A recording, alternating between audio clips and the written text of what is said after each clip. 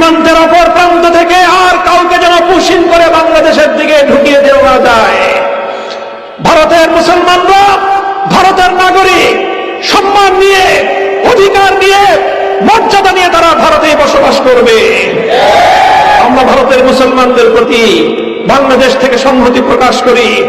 তোমরা নরেন্দ্র মোদীর হিন্দুত্ববাদের বিরুদ্ধে প্রতিরোধ গড়ে তোলো, বিশ্ব মুসলিম তোমাদের সাথে আছে ইনশাআল্লাহ। সীমান্তের অপর প্রান্তে শুভেন্দু অধিকারী যেই বাংলাদেশ বিরোধী, বাংলাদেশের স্বাধীনতা বিরোধী, বাংলাদেশের আভ্যন্তরীণ বিষয়ে উস্কানিমূলক যে মন্তব্য করেছে, সেজন্য তাদের দেশের হাই কমিশনারকে তলব করে সেজন্য প্রতিবাদ জানান, পদক্ষেপ গ্রহণ করুন।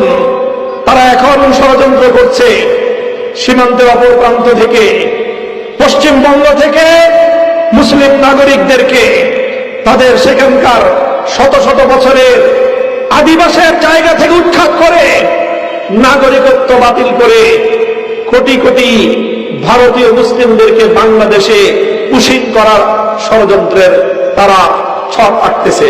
সীমান্তের অপর প্রান্ত থেকে আর কাউকে যেন পুশিং করে বাংলাদেশের দিকে ঢুকিয়ে দেওয়া যায়। ভারতের মুসলমানরা, ভারতের নাগরিক, সম্মান নিয়ে, অধিকার নিয়ে, মর্যাদা নিয়ে তারা ভারতে বসবাস করবে। আমরা ভারতের মুসলমানদের প্রতি বাংলাদেশ থেকে সংহতি প্রকাশ করি। তোমরা নরেন্দ্র মোদীর হিন্দুত্ববাদের বিরুদ্ধে প্রতিরোধ গড়ে তোলো, বিশ্ব মুসলিম তোমাদের সাথে আছে ইনশাআল্লাহ। সীমান্তের অপর প্রান্তে শুভেন্দু অধিকারী যেই বাংলাদেশ বিরোধী, বাংলাদেশের স্বাধীনতা বিরোধী, বাংলাদেশের আভ্যন্তরীণ বিষয়ে উস্কানিমূলক যে মন্তব্য করেছে, সেজন্য তাদের দেশের হাই কমিশনারকে তলব করে সেজন্য প্রতিবাদ জানান, পদক্ষেপ গ্রহণ করুন।